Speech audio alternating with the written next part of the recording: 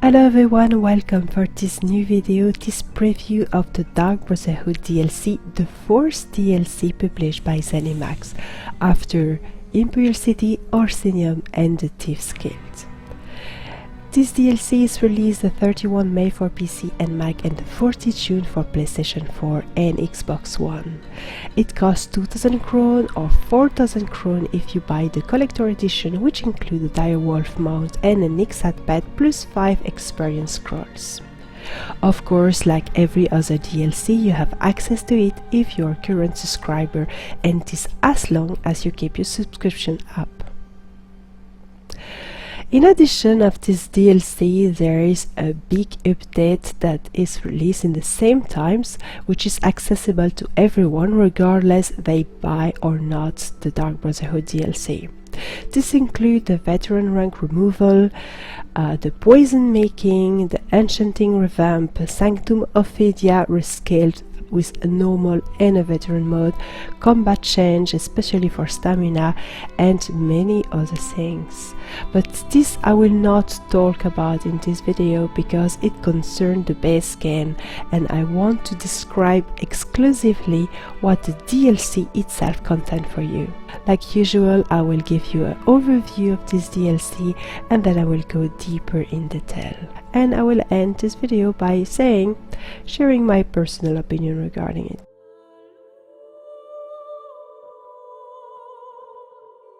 In many aspects, the Dark Brotherhood DLC is similar to the Thieves Guild, while being very different in the same times, but we see that both DLC had been developed following a same structure, a same pattern and the same series of rules. In both cases, you have a main storyline where you can discover what the guild is about and you can help them through various hardship.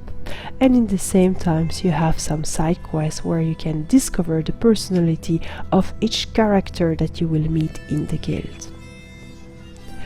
The daily quest and the repeatable quest are also exactly the same way.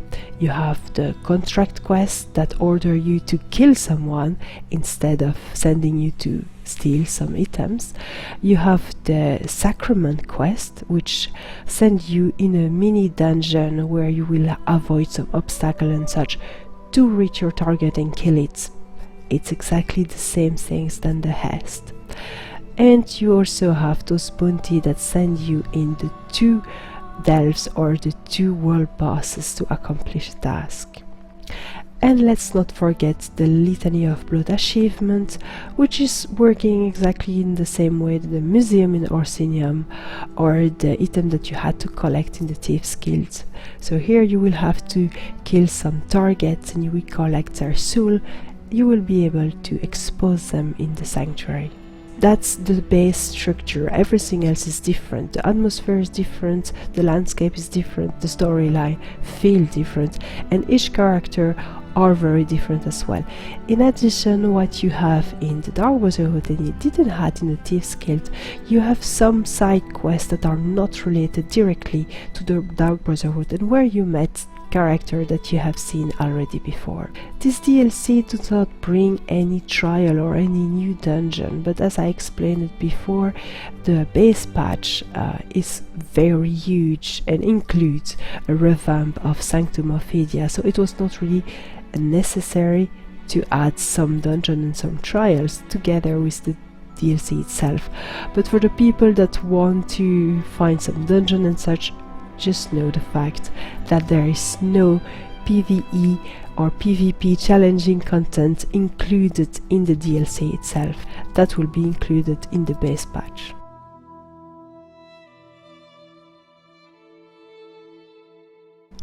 Many of you will be familiar with the Golden Coast and the city of Anvil and Vatch as they existed, and you have been able to play them in the game Oblivion. Remember that this happened 900 years before the event of Oblivion, so you will do a travel in time and discover those city before everything that happened later.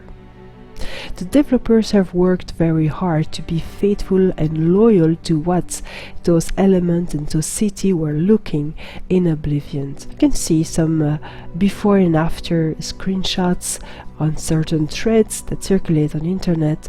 You will be able to see the progression of the city, how they look before and after.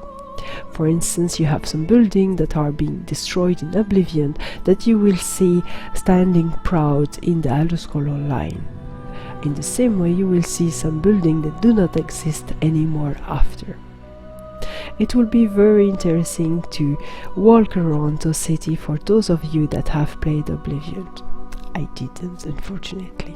But all in all, and regardless, this zone is very beautiful and very special because it really has a different atmosphere and it's really well recreated. It's inspired by Tuscany landscape, so it's very Mediterranean. It has a sort of softness and warmth that is very different from anything you have seen in the Elder Scrolls Online so far.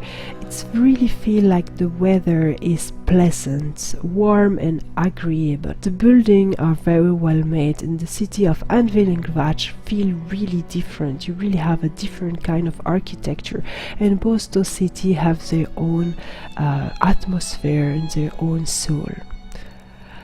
What I really enjoy is the landscape on the shore. It's very beautiful, very well made. You see the care of details, like for Orsinium, like for the Thieves Guild, everything is well detailed. May it be the landscapes themselves, with the herbs, the vegetation, the trees, the variety of flowers, everything fits well, and the rocks are also very different. This can seem stupid, but it's important.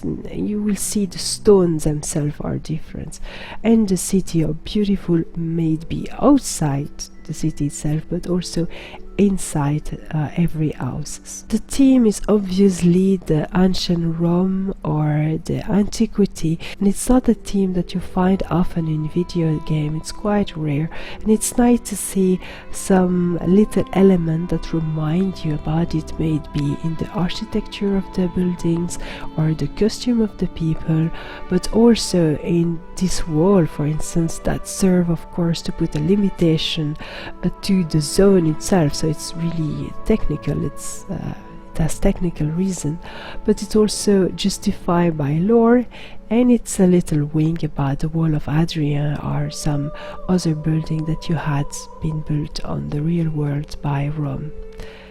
And let's speak about the sanctuary, the place where you will get all your quests when you're part of the Dark Brotherhood. It is simply gorgeous. It's a series of caves redecorated, reorganized to shelter the Dark Brotherhood, and it's stunning. It's beautiful. Every place is a nice vista. You can take screenshot everywhere. The colors, the harmony of the form, it's really well made, and it's very different from everything you've seen before as well. While the sanctuary itself has the same structure that the cisterns in Abbas Landing, it's very different, and it feels very different, and I find the sanctuary a lot more beautiful, while I was already astonished by the cistern in the Thieves Guild DLC. You have so many details for every room that illustrate the life of the Dark Brotherhood inside the sanctuary and what they are living every day. It really makes you want to discover more about them. It illustrates well and the whole storyline. The zone itself is quite small if you compare it to other zone or Orsinium, for instance, but it's a little bit bigger than Hughes Bane.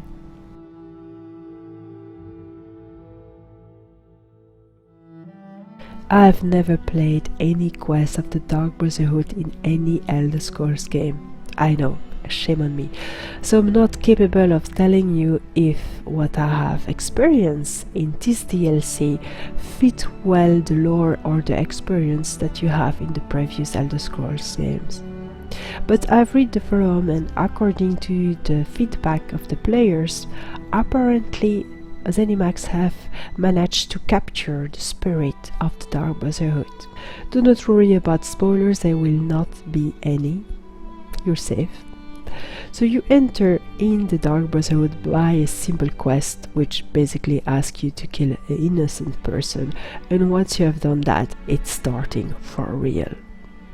So you will get introduced very fast in the Dark Brotherhood, you will be part of the family, you will get acquainted with every member of the Dark Brotherhood, and you will be sent on the main quest, where the Dark Brotherhood is in trouble, like the Thieves Guilds, and you will have to help them and save them. But in the same times you will get acquainted with each character that are part of the Dark Brotherhood, and you will have to perform a quest for them that will lead you anywhere in Tamriel.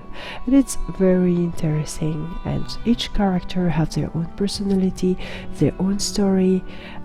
You get very fast attached to them. Something I find troubling. When I was playing this quest, I didn't felt evil at all. I didn't feel like I was a villain. I felt like I was part of a family. I felt like I enjoyed the presence of those characters. I felt I liked them, I cared about them, and it felt a little bit weird in a way, because what you're doing when you're assassinating people, it's quite heavy, hardcore, very harsh, and it felt so light, so mundane. I don't know, didn't feel bad after half killing anyone, and that troubles me, because I think even if you choose to be part of the Dark Brotherhood, you should have a bit this feeling of feeling dirty after half killing someone. So that was a weird part, maybe because the character you were killing were not very nice. Maybe you will have feel more this feeling that you're killing someone if you felt people like the family of the person mourning the dead, or then you will maybe feel more like you have done something terrible. Anyway, you also have a series of side quests, and to side quests you will meet some of the characters that you have already known during your adventure, for instance Razundar or Crafty Larissa. You will have a little chain quest to do with them. It's not very long, but it adds a bit of diversity, as it's totally unrelated to the Dark Brotherhood, and it's allow you to discover some other part of the Golden Coast and the lore and what's going on and what's happening, while not being directly connected with the guild itself.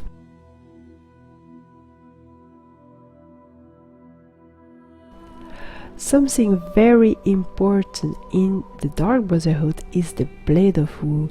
This is something that you receive immediately when you join the Dark Brotherhood. It's sort of rewards for you being a member. It's a special attack. Basically you're sneaking behind your targets, you can use the ultimate button, and you will have an execute animation that will come up with a slow mode animation, like in Skyrim or like in Matrix, where you are executing your targets and killing it in a very bloody and violent way.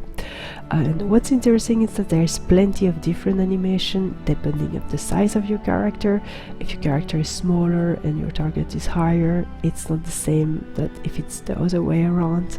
So you have plenty of different ways to assassinate people. It's make killing a very enjoyable activity. That's so wrong. Like for the Thieves Guild DLC, the Dark Brotherhood gameplay elements are tied to the justice system, meaning you will do a lot of sneaking, a lot of avoiding guard, avoiding to get a bounty on your head, finding hiding spots like barrels or baskets, avoiding the guard with clairvoyance, etc, etc. Even the daily quests are structured in the same way, and you will do kind of the same things. For instance, the contract quests, which are the repeatable quests, the equivalent of the stealing quest, where you had to steal different items or pickpockets different items of the same sort. Here the contract quests send you to kill one target in an area of Tamriel. but it's a lot easier because your target is marked by a hand above its head. You only have one area where you need to look for, while in the Thieves Guild you have several areas to be searching. And once you have killed this target, it's done, it's over. If you have not been spotted by the guard, you even do not have a bounty. So it's really an easy way to gain a little bit of money and to make a lot of quests like this.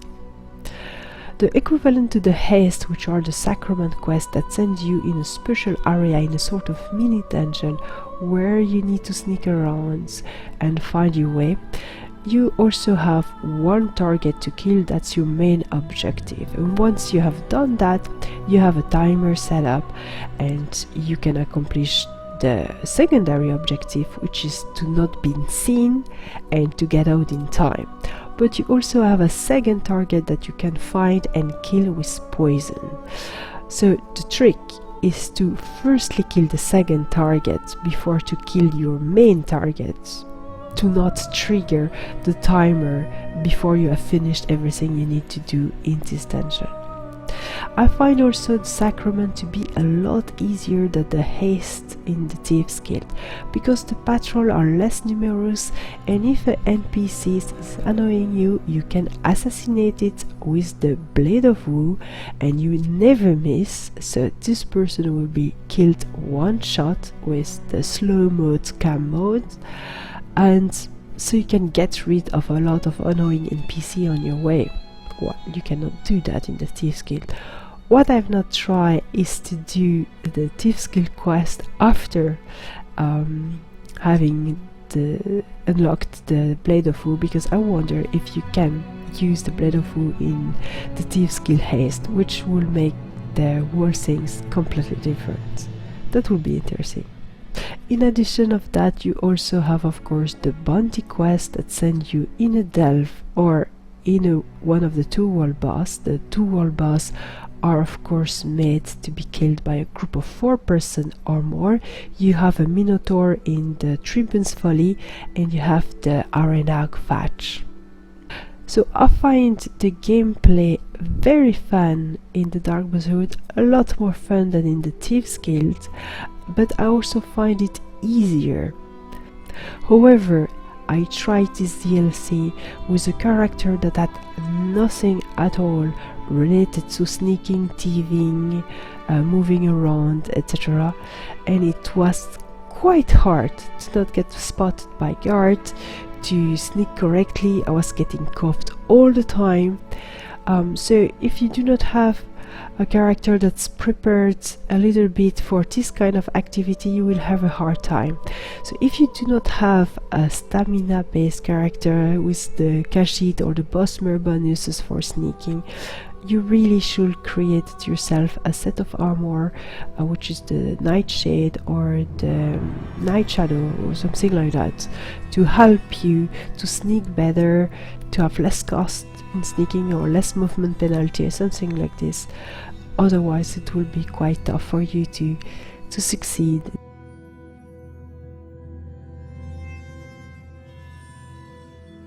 So what do I think about this DLC? Well, to be very honest with you, I tested the Dark Brotherhood a lot less than I tested Orsinium and the Thieves Guild. Firstly, because I lacked of time, simple as that, and because I played Overwatch. But also because I didn't want to spoil myself. When I tested Thieves Guild, for instance, I felt myself well, basically I didn't did the Thieves Guild on the live server. I didn't play it because I discovered too much during my testing time. So this time I wanted to save myself the pleasure of discovering new stuff and not going too far into the story, because it's good content, because it is really interesting. The story are good, it's nice to be surprised, it's nice to discover each character. They have different personalities, they are interesting, because the environment is gorgeous, it's beautiful, it's nice to discover it and to play around with it. And so I didn't want to go too far into it. So I think and I believe that the Dark Brotherhood is a very good DLC, like the Thieves Guild and like Orsinium, but it's more fair to compare it to the Thieves Guild because it's so similar. They really have the same structure, kind of the same size, and the same gameplay elements. It has its uniqueness, it has its own atmosphere, but it's very polished, it's very well made, it's well finished, it's well thought, it's just good content, it's well made. Now, if you're not at all interested into storyline, into quests, into sneaking around, if you didn't enjoy this kind of content, there's nothing for you in this DLC, because that's all there is.